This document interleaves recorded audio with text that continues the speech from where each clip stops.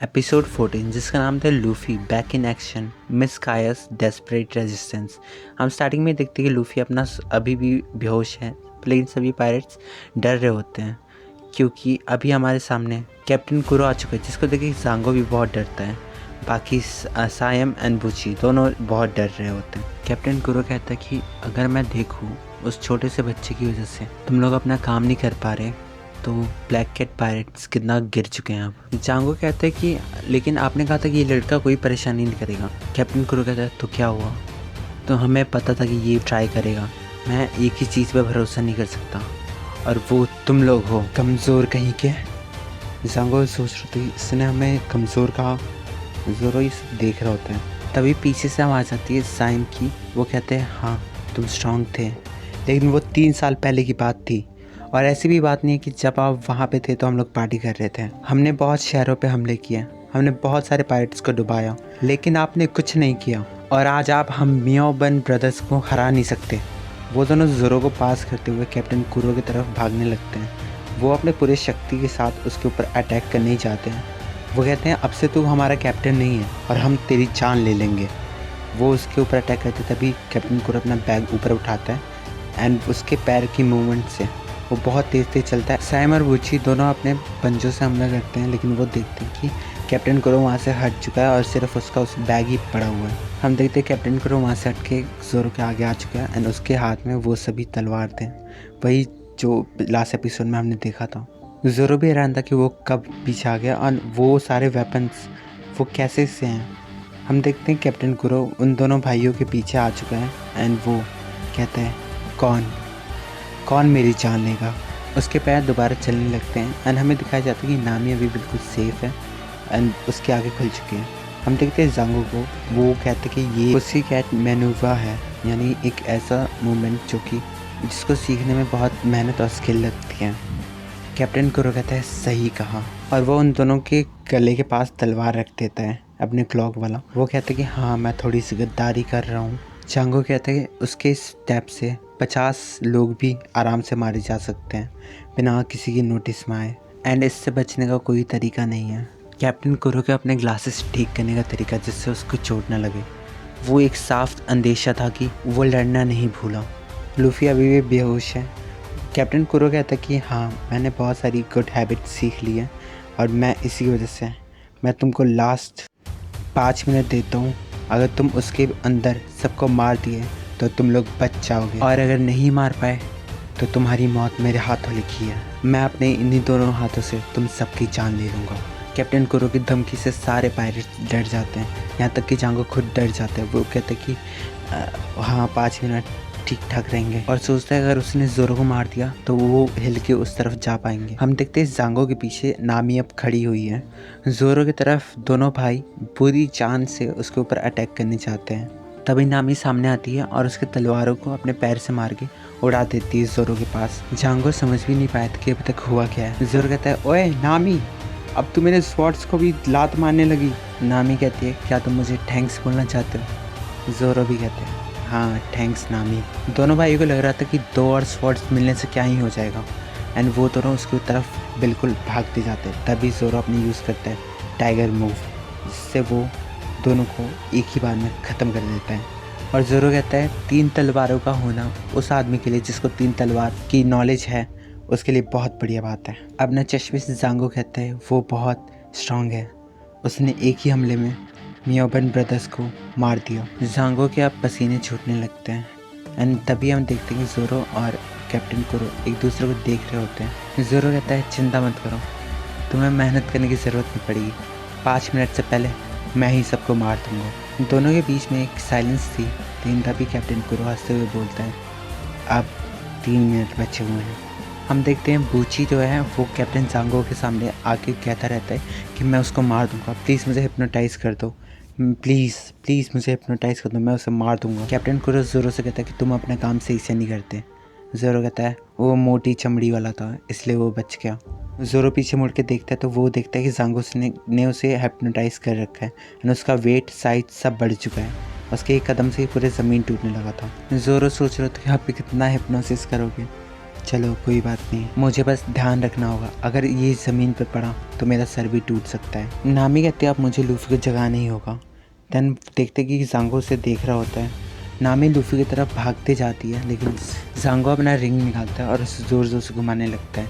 And फिर वो उस रिंग को ऐसा चक्र फेंक देता है नामी की तरफ। ज़ोरो कहता है नामी उधर देखो। नामी ने उसे जगाने को होते उसके मुंह के ऊपर सैंडल रख दिया था, जिससे लूफी बहुत गंदी तरीके से जग गया। कैप्टन कुरो कहता है 2 मिनट। ज़ोरो कहता है नामी उससे बचो। लूफी सोच रहा था कि ये क्या हो रहा है, तब मतलब वो जग चुका है। नामी कहते हैं चक्र, मुझे लगा था इससे सिर्फ हिप्नोसिस हो सकता है। तभी लूफी जग जाता है एंड वो नामी को गिरा देता है। वो पूछने लगता है तुम्हारी हिम्मत कैसे हुई मेरे ऊपर पैर रखने की। तभी हम देखते हैं वो चक्र लूफी के मुंह के अंदर है। उसने उसको अपने दांतों से पकड़ लिया। लूफी उसके इम्पैक्ट को कम करने के लिए अपने पैर को पीछे ऐसा होल पकड़ता है एंड वो अपने दांतों से उस पूरे चक्र को कुचल देता है, पूरा काट देता है, तोड़ देता है। नामी इसको देख के बहुत खुश होती है, लेकिन चक्र की वजह से लूफी को वहाँ पे कट लग जाता है मुंह पे और वो बहुत तेज़ी से चिल्लाने लगता है। सभी पायरेट्स को बहुत बुरा लगता है कि वो अब जिंदा है। लूफी नामी के ऊपर चिल्लाने लगता है कि तुमने ये क्या किया। फिर उसे नामी के बिहेवियर से पता चलता है कि उसके कहीं पे चोट लगी हुई है एंड वो देखते हैं कि उसके कंधे से खून निकले जा रहा है। नामी कहते हैं मैं बिल्कुल ठीक हूँ, हम इस फाइट को बिल्कुल नहीं हार सकते, आखिर ये मेरे खजाने का सवाल है। लूफी का चेहरा उतर जाता है एंड कहते हैं हाँ ये तो नामी ही है। कैप्टन कुरो कहता है 1 मिनट एंड सभी पायरेट्स की आंखों से आंसू निकलने लगता है क्योंकि टाइम बहुत कम बचा है एंड ये अब उनकी जान तक आ चुका है। सब लोग लूफी की परछाई देख के भी लोग भागने लगे थे एंड अब लूफी अब सबके सामने जा रहा था। वो जहाँ जहाँ जा रहा था वहाँ से पायरेट हटते जा रहे थे। ज़ांगो बुच्ची से कहता है कि अब सोचने का बिल्कुल टाइम नहीं है, उस सामने खड़े आदमी को मार डालो और मैं उस अजीब से लड़की को संभालता हूँ। ज़ांगो कहता है मैं तुम्हें जान से मार दूंगा। अब टाइम कुछ ऐसा है कि कैप्टन कुरो के आगे ज़ोरो है, ज़ोरो के आगे बूची, उसके आगे ज़ांगो और एंड में लूफी। लूफी कहता है वो बुरा बटलर यहाँ पे भी है। बटलर सोच रहा होता है कि कैप्टन कुरो मतलब वो सोच रहा होता है कि कैसे लास्ट टाइम लूफी पहाड़ से गिर गया था एंड उसे मर जाना चाहिए था, लेकिन जिंदा है। चलो कोई बात नहीं। वो अपने पैरों के मूवमेंट से आगे पीछे होने लगता है क्योंकि उसके पीछे लग रहा था कि कोई अटैक करने वाला। एंड तभी हम देखते हैं पीछे से एक लड़की आ रही होती है एंड वो उसके पीछे चले जाता है और कहता है मेरे पीछे से हमला करने की कोशिश मत करो। वो कोई और नहीं मिस काया होती है एंड उसको बचाने के चक्कर में उस चोट सारी खा लेता है एंड बचा लेता है उसे। कैप्टन कुरो ये देख के बहुत हैरान था कि मिस काया यहाँ पे क्या कर रही है। मिस काया भी सोच रही थी कि उसोप क्या तुम ठीक हो। आई एम सॉरी उसोप सान। उसोप कहता है ये सब का टाइम नहीं है, तुम्हें यहाँ से निकलना होगा, सभी पायरेट्स तुम्हारी जान के पीछे पड़े हुए हैं। और सबसे पहली बात तुम यहाँ पे आई ही क्यों। मिस काया रोते रोते कह रही होती क्योंकि तुम मेरे लिए लड़ रहे हो, जबकि मैंने तुम्हें बहुत बुरा भला कहा था। कैप्टन कुरो मिस काया से पूछता कि आप यहाँ पे क्या कर रही हैं। मिस काया की आंखों में साफ साफ गुस्सा में दिख रहा था। वो उठती है एंड चिल्ला के बोलती है ये सब रोक दो क्लाडोर, मैरी ने मुझे सब बता दिया है। सभी पायरेट कह रहे थे कि यही हमारी मेन टारगेट है, अब हम इसको यहीं पे मार सकते हैं। मिस काया कह रही होती कि क्लाडोर अगर तुम्हें मेरी संपत्ति चाहिए तो तुम रख सकते हो, इसके बदले तुम इस गाँव को छोड़ के चले जाओ। कैप्टन कुरो कहता है जी मिस काया मैं इसे खुशी खुशी एक्सेप्ट करूँगा, लेकिन इसके अलावा भी मुझे एक चीज़ चाहिए। जो मुझे चाहिए वो है मेंटल पीस, दिमाग की शांति। इस गांव के सभी लोग मुझ पर भरोसा करते हैं एंड मैं यहाँ पे बहुत कंफर्टेबल हो रहा हूँ एंड इस चीज़ से दूर हटने के लिए मुझे सबको मारना ही होगा। और हाँ मुझे दिमाग की शांति चाहिए ही चाहिए और अब तुम्हारा खजाना भी चाहिए। इन शॉर्ट सभी पायरेट्स इस गांव पे हमला करके रहेंगे और मिस काया आप भी अपनी संपत्ति को मेरे नाम करके मारी जाएंगी और इन 2 चीज़ों को होने से कोई नहीं रोक सकता। मिस काया अपने कपड़ों के अंदर से कुछ निकाल रही होती है। उसोप उसे उसके पैर पकड़ के कहते हैं कि भाग जाओ यहाँ से मिस काया, ये सभी तुम्हारे पीछे पड़े हैं, तुम भाग जाओ। एंड वो देखते कि उसके हाथ में गन है एंड वो निकाल चुकी है और उसके ऊपर पॉइंट आउट कर दिया है और कहती है इस गाँव को छोड़ दो।